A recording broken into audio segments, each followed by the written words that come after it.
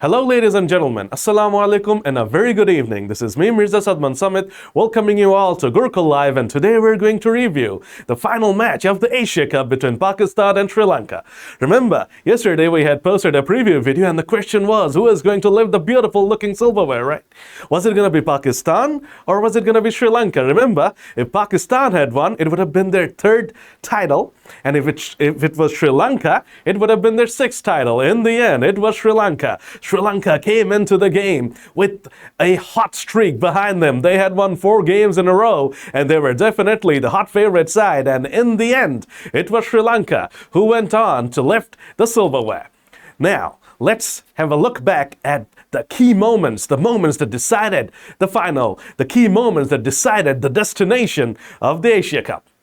Now, let's kick things off with the toss. Pakistan and Babar Azam won the flip of the coin, and as expected, they decided to have a bowl first. Why was it expected? Because only 3 games had been won by the side batting first prior to this. The 2 Hong Kong games, and of course, the game in which Virat Kohli scored 100 and India absolutely thumped a heartbroken Afghanistan. So, definitely advantage Pakistan, right? Right off the bat, advantage Pakistan.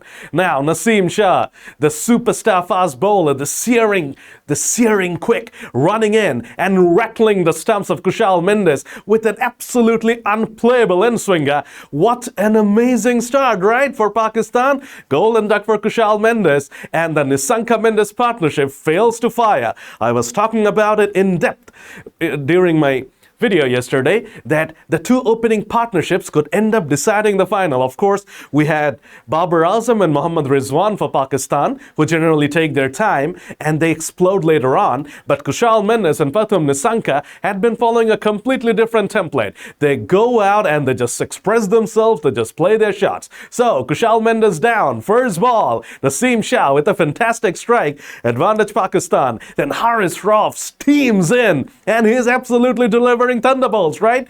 And did you see the delivery to Gunatilaka? The guy barely saw that ball. We only heard the stumps rattle. So 3 down, Sri Lanka in all sorts of trouble. And then they lose Dhananjaya De Silva to a brilliant reflex catch from Iftikhar. And then the captain, the Soon Shanaka, plays a very, very ordinary looking shot at that time of the game, and his sticks are rattled as well. Now, 58 for 5, advantage Pakistan, and you would have imagined at that point that Sri Lanka are about to crumble. Their winning streak, their hot streak is about to come to an end, right? No.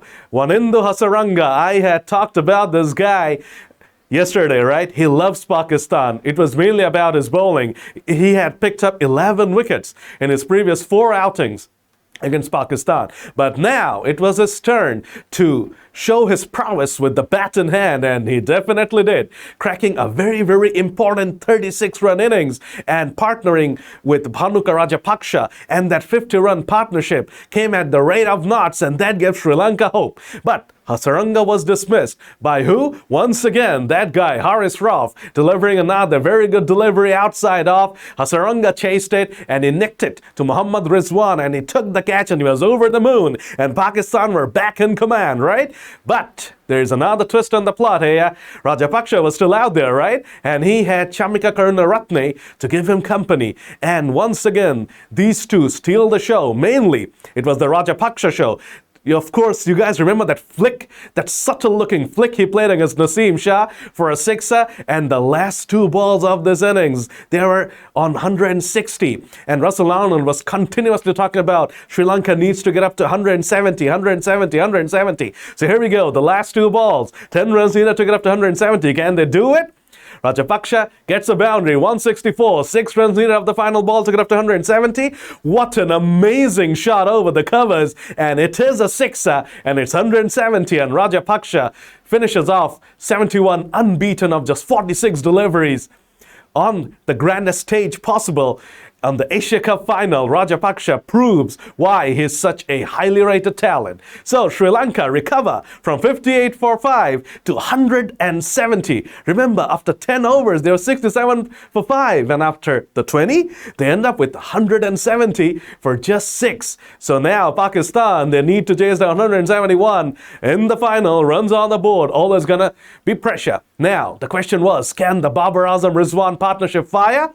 Well, the answer to that, unfortunately for a Pakistani fan, is no. Babar Azam picked out fine leg. He was in, and it was a loose delivery from the bowler, and he unfortunately just flicked it straight to the fielder, and that's when the rut started. Fakhar Zaman followed him the next ball, and now it was trouble for Pakistan. But Rizwan and Iftikhar, they took their time, yes, but they rebuilt this innings, and they somehow gave Pakistan some hope because they had a pretty lengthy batting lineup, right? They had hitters like Khushdil Shah, Muhammad Nawaz, Asif Ali and all, Shadab Khan as well. But unfortunately for them, the middle order just did not click. Iftikhar ate up a lot of deliveries for his 31, and Muhammad Rizwan, as usual, ate up a lot of deliveries for his 50 as well. Yes, it was a 50 in the final, but he ate up 49 deliveries to get up to 55. But whilst he was out there, Pakistan had hope. Then comes on Wanindu Hasaranga, yet to get a wicket, and he picks up 3 wickets. He kicks things off by getting rid of Muhammad Rizwan. Then he cleans up the danger man Asif Ali, the guy who hits 156s every day, right? He gets cleaned up for his ball, and then in the end, Khushdil is also gone, and Hasaranga, within 1 over, completely demolishes Pakistan's hopes. And in the end, we see this beautiful sight with Sri Lanka enjoying as the Asia Cup winners. Another beautiful picture of the deserving team holding the silverware. Oh boy, did they deserve it or what? Once again, we need to go back to the start of the tournament, right? Afghanistan demolished Sri Lanka in the first game. They took them out and they won by 8 wickets. And they won with 10 overs to spare. Who would have thought that we would see the soon Shanaka be the skipper, lifting this beautiful looking silverware. But in the end, we have to all admit that Sri Lanka were by far, hands down, the most entertaining side of this Asia Cup, and the most definitely deserved to celebrate like it's being shown in this picture. So in the end, it was Sri Lanka who trumped Pakistan once again, and now they have won this beautiful looking title for the 6th time.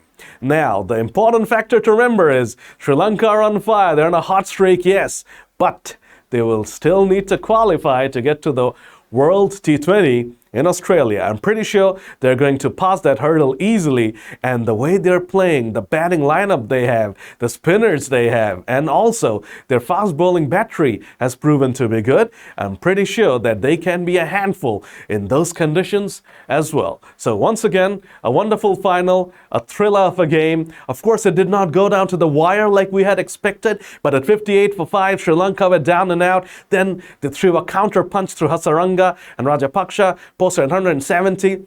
Then Pakistan had a torrid beginning. Then they recovered through Rizwan and Iftikhar, and then it all fell apart, gifting Sri Lanka their 6th Asia Cup title. So once again, heartfelt congratulations to Sri Lanka, commiserations to Pakistan as well. Now the focus shifts to the World T20. Of course, before that, Pakistan have a Tri-Nations series to worry about. It will be hosted in New Zealand, and New Zealand will have Bangladesh and Pakistan in that Tri-Nation series. It's coming up in October, guys. I'm pretty sure we're all excited about it. I sure am pretty much excited about that Tri-Nation series. All right then, thank you very much for watching this video. Once again, congratulations to Sri Lanka, and take care everyone. Bye-bye.